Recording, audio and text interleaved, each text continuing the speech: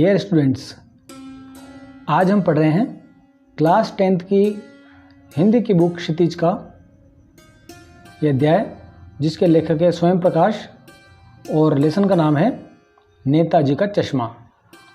सबसे पहले हम लेखक परिचय पढ़ लेते हैं। स्वयं प्रकाश का जन्म सन 1947 में इंदौर, मध्य प्रदेश में हुआ। इंजीनियरिंग की पढ़ाई करने के बाद नौकरी की। इनका बचपन और नौकरी का बड़ा समय राजस्थान में बीता। यह वसुधा पत्रिका के संपादक रह चुके हैं।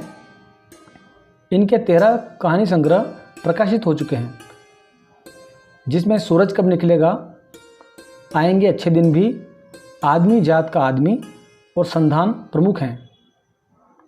इनके बीच में विनय और ईंधन उपन्यास भी चर्चित रहे। इन्हें पहल सम्मान, वनमाली पुरस्कार, राजस्थान साहित्य अकादमी पुरस्कार और अनेक पुरस्कारों से सम्मानित किया जा चुका है। मध्यम वर्गीय परिवार के स्वयं प्रकाश की कहानियों में समाज के वर्ग शोषण के विरुद्ध चेतना है। हमारे समाज में सामाजिक जीवन में जाति धर्म के आधार पर हो रहे भेदभाव के खिलाफ भी स्वर दिखाई देते हैं। इनकी कहानियाँ किस्सा गोई शैली में लिखी गई हैं, जो कि कहानियों को रोचक बनाती है। तो आइए शुरू करते हैं हम आज का हमारा अध्याय, जिसका नाम है नेताजी का चश्मा। आप देख रहे हैं संस्कार गुरु चैनल। अगर आपने अभी तक हमारे चैनल को सब्सक्राइब नहीं किया हो तो उसे सब्सक्राइब कर लें, ताकि आप आने वाली वीडियो को आसानी से देख पाएंगे। लीजिए शुरू करते हैं नेताजी का चश्मा। हालदार साहब को हर 15वें दिन कंपनी के काम से एक कस्बे से गुजरना पड़ता था। कस्बा बहुत छोटा था, पक्के मकान भी कम थे और बाजार भी एक ही था। कस्बे लड़के लड़कियों के एक एक स्कूल थे, एक सीमेंट का छोटा कारखाना, 2 ओपन एयर सिनेमा घर और एक नगर पालिका भी थी। नगर पालिका कोई न कोई काम करवाती रहती थी, जैसे पक्की सड़कें करवाना, कबूतरों की छतरी बनवाना, कवि सम्मेलन करवाना इत्यादि। एक बार नगर पालिका के एक अधिकारी ने शहर के मुख्य बाजार के मुख्य चौराहे पर सुभाष चंद्र बोस नेताजी की एक संगमरमर की मूर्ति लगवा दी। इस मूर्ति को बनाने का अवसर भी स्थानीय कलाकार को ही दिया गया। जैसा कि आप चित्र में देख रहे हैं, हमारे नेताजी, जिसका नाम से यह पाठ है नेताजी का चश्मा, नेताजी हैं सुभाष चंद्र बोस, जिसने जल्दी ही मूर्ति बनाकर सौंप दी थी। ये कलाकार कस्बे के ही स्कूल के ड्राइंग मास्टर मोतीलाल जी थे। मूर्ति संगमरमर की थी, 2 फीट ऊंची। नेताजी सुंदर लग रहे थे। फौजी वर्दी में मूर्ति को देखते ही उनके नारों की याद आ जाती थी। मूर्ति में एक ही कमी थी कि नेताजी की आंखों पर चश्मा संगमरमर का न होकर सचमुच के काले फ्रेम वाला था, जो मूर्ति को पहना दिया गया था। हालदार साहब जब पहली बार वहां से गुजरे और पान खाकर रुके, तो मूर्ति को देखकर उनके चेहरे पर भी मुस्कान आ गई और कहा, वाह, मूर्ति पत्थर की और चश्मा असली। दूसरी बार जब हालदार साहब वापस वहां से गुजरे, तो उन्हें मूर्ति में कुछ अंतर दिखाई दिया। ध्यान से देखा तो पाया इस बार दूसरा चश्मा था। इस बार तार के फ्रेम वाला गोल चश्मा था। हालदार साहब ने टिप्पणी की, भाई वाह, क्या आइडिया है। मूर्ति कपड़े नहीं बदल सकती, पर चश्मा तो बदल ही सकती है। तीसरी बार फिर नया चश्मा था। अब हालदार साहब की आदत पड़ गई। वे जब भी उस चौराहे से गुजरते तो रुक कर पान खाते और उस मूर्ति को ध्यान से देखते। एक दिन उन्होंने पान वाले से पूछ ही लिया कि क्या बात है, तुम्हारे नेताजी का चश्मा हर दिन कैसे बदल जाता है। पान वाला भी खुश मिजाज आदमी था। वह प्रश्न सुनते ही हंसने लगा। पान थूकते हुए बोला, कैप्टन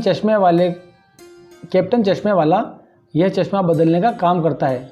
जब भी कोई नया ग्राहक आता है तो उसे चौड़ी फ्रेम वाला चश्मा चाहिए, तो वह नेताजी की मूर्ति से उतार कर दे देता है और दूसरा चश्मा नेताजी पर लगा देता है।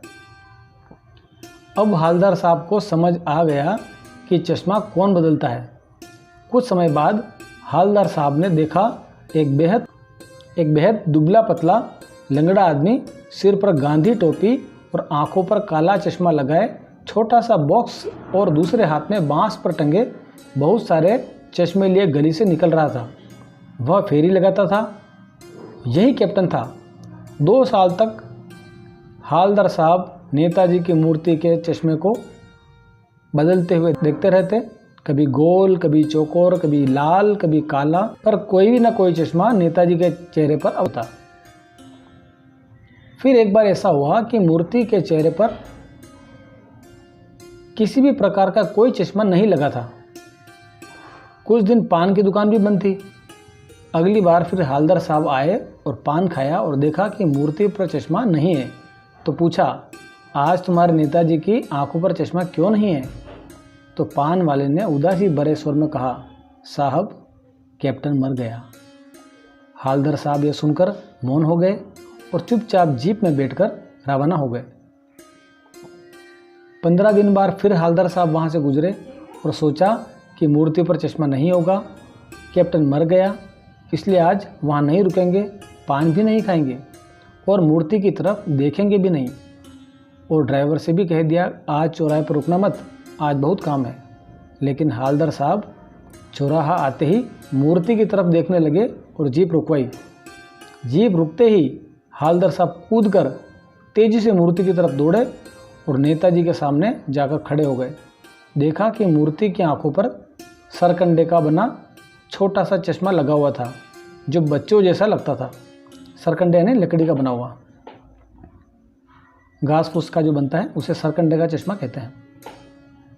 इसे देखकर हालदार साहब की आंखें भर आई और वे मन में सोचने लगे कि लोगों में कितनी देशभक्ति है कि अब असली चश्मा नहीं है, कैप्टन साहब मर गए, उसके बावजूद भी कोई न कोई उनके चेहरे पर चश्मा लगा देता है।